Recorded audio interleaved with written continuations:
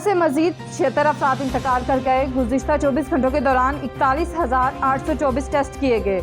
मुस्बत केसेस की तादाद 1,303 रही। NCOC के मुताबिक केसेस मुस्बत आने की शरह 1.3% रही। पंजाब में बगैर vaccination shopping malls, restaurants, park, सरकारी दफातर में दाखिला बंद करने की तजवीज़। वैक्सीनेशन न करवाने वाले अफराद का मोबाइल सिम ब्लॉक करने की तजवीज़। सूबाई वज़ीर सेहत की ज़ेर सदारत इजलास। पंजाब हुकूमत ने लाजमी वैक्सीनेशन से मुतल्लिक तजावीज़ तैयार कर ली। सूबे भर में वैक्सीनेशन का हदफ हर सूरत पूरा करने का अज़म।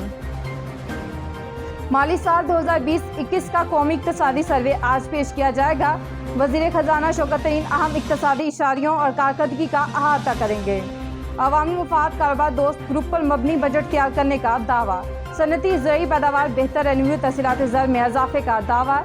बराह रास्त गैर मुल्की सरमायाकारी में 32.5% कमी। मई 2021 में महंगाई बढ़ने की शरह 10.9% रही। 2019 में IMF ने कहा कि शरह सूद 12% करें। हुकूमत ने 13.5% कर दिया। साबिक डिप्टी चेयर सेनेटर सलीम आंडीवाला की प्री बजट प्रेस कॉन्फ्रेंस। कहा कि शरह सूद एडजस्ट करने में 300 बिलियन रुपए का नुकसान हुआ। मामला सेनेट खजाना कमेटी में उठाया जाएगा।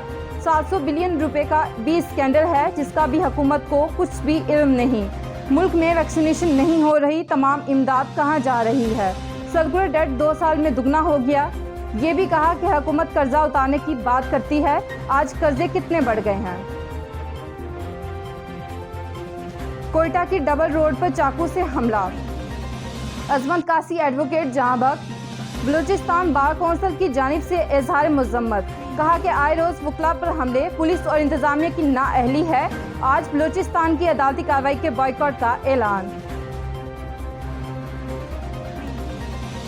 हेडलाइन जानिए आपने। अंडरग्राउंड न्यूज स्टूडियो से फिलवक्त इतना ही। मजीद खबरों और अपडेट्स के लिए देखते रहिए अंडरग्राउंड न्यूज।